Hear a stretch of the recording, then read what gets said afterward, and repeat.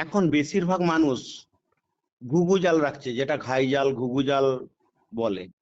এই ঘুঘু জালে যখনই খুব জালটি নড়াচড়া করে, মানুষ ভাবছে প্রচুর মাছ পড়ে গেছে, সঙ্গে সঙ্গে হাতে করে তুলতে যায়। কিন্তু না, ভুলেও হাতে করে ঘুঘু জাল তুলতে যাবেন না, ভয়ঙ্কর বিপদ হয়ে যাবে। তার কারণ ঘুঘু জালেই পড়ে পদ্ম গোগ্র, মানে যেটা গেঁড়ি ভাঙা বাংলায় যেটা বলা হয়, মনোক্লিট কোবরা।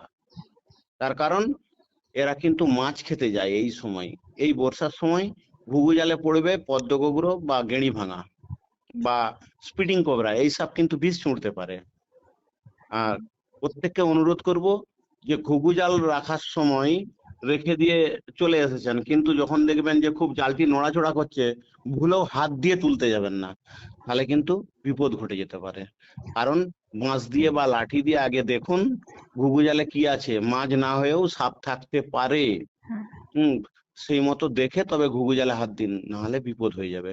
আমি Malay Ghosh, wild life rescuer. হ্যাঁ, আরেকটা কথা, যেটা হচ্ছে জালটা না বোঝা যাওয়ার কারণ হচ্ছে কি অনেক দিন ধরে মাছ ধরার ফলে তার দৃশ্যমানতা কমে যায়, তাই তো? না, সেটা নয়। অ্যাকচুয়াল কি, অ্যাকচুয়াল হচ্ছে যে ঘুঘু জালে এই সব ডুবে ডুবে মাছ খেতে পারে। তো বাইরে থেকে তো দেখার উপায় নেই, মানে ধরুন বহুবার রেখে রেখে জালটা হয়তো পুরনো হয়ে গেছে। না, সেইটা ফ্যাক্টর নাই, ওইটা ফ্যাক্টর নাই। ফ্যাক্টরটা হচ্ছে হাত দিয়ে চুলা চলবে না ঘুঘু জাল কখনোই। সেটা ঘুঘু দেখতে, জালকে মানুষের তো দেখতে সমস্যা হচ্ছে উপর থেকে, বুঝতে পারছে ও না তো, তারা। আপনি জালটা যদি ফ্রেশও থাকে ও তো উপরে উঠবে না।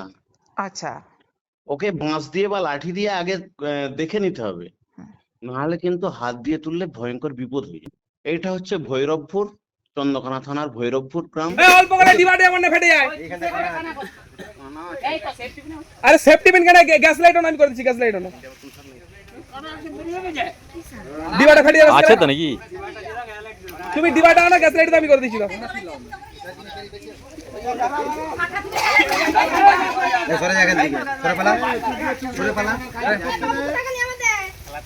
কেউ কিছু কথা বলি তুমি?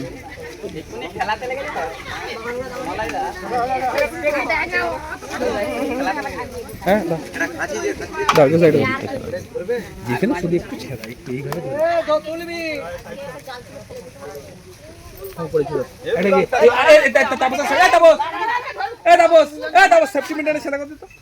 চুটকি করে সেটা শুধু মানে গ্যাসটা যেমন বাতাসটা। আমি ছাতি চিনি, আমি বলছি ঢেড়াটা।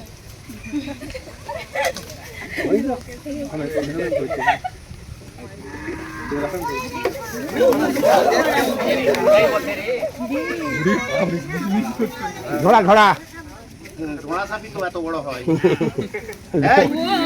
আমরা দেখেছি যে ঘোড়া বিষ ছুটতে পারে, এসব প্রচুর বিষ ছুটতে পারে। কাজকে বিষ ছুটবে, কাটকে হয় না। এই দামটা দাও, ওইটা গ্যাস লাইটটা দাও, গ্যাস লাইটটা দাও। আগালে পুরোটা আছে। আমাদের জন্য আমাকে বাখান দিয়ে লিক করতে পারে না। এই গর্জনটা শুনছো তো? আমরা ঢিল ছুঁড়ে দেখেছি প্রথমে, ওরা ঢিল ছুঁড়ে টেস্ট করেছে।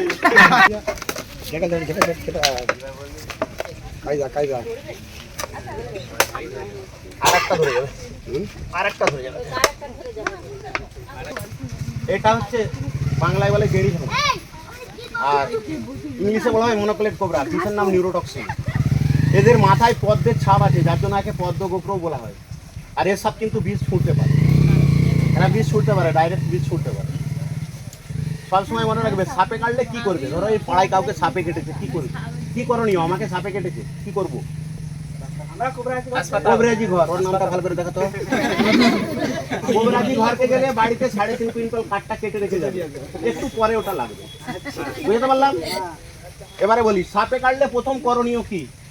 সাপে কাটলে প্রথম করণীয়, ওই ক্ষতস্থানে গিয়ে বাঁধন না দিয়ে, ওই ক্ষতস্থান নাড়াচাড়া না করে, ওই ক্ষতস্থান ব্লেড দিয়ে চিরে রক্ত না বার করে, ওঝা বা গুনিনের খপ্পরে না পড়ে যেতে হবে নিয়ারেস্ট ব্লক স্বাস্থ্যকেন্দ্র চন্দ্রকোনা। বুঝতে পারলাম? সাপে কাটলে 3টে জিনিস। নাম্বার 1, 100 মিনিটের মধ্যে নিয়ারেস্ট ব্লক স্বাস্থ্যকেন্দ্র। নাম্বার 2, ক্ষতস্থানে গিয়ে বাঁধন চলবে না। নাম্বার 3, কখনো ওঝার কাছে যাওয়া চলবে না। আমরা যদি বাঁধন দিই, সেই সাপটি যদি চন্দ্রবোড়া সাপ হয়ে থাকে, চন্দ্রবোড়া সাপের হিমোটক্সিস বিষ চামড়া গলিয়ে দিবে, মাংস পচিয়ে দিবে, অঙ্গ হানি হবে। তাই যে সাপই কাটুক বাঁধন দেওয়া চলবে না। সাপে কাটলে ক্ষতস্থান নাড়াচাড়া চলবে না। তার কারণ কি, আমরা যদি নাড়াচাড়া করি, বিষটি সারা শরীরে চারিয়ে যাবে। সারা শরীরে চারিয়ে গেলে মানুষটি তাড়াতাড়ি কিন্তু মৃত্যুর মুখে ঢলে পড়েছে। আর সাপে কাটলে কখনো ওঝার কাছকে যাবেন না। এই যে দাদা ভালো করে শুনুন, ওঝার কাছকে যাবেন না বলছিলেন। সাপে কাটলে ওঝার কাছকে যাবেন না। কেন যাবেন না?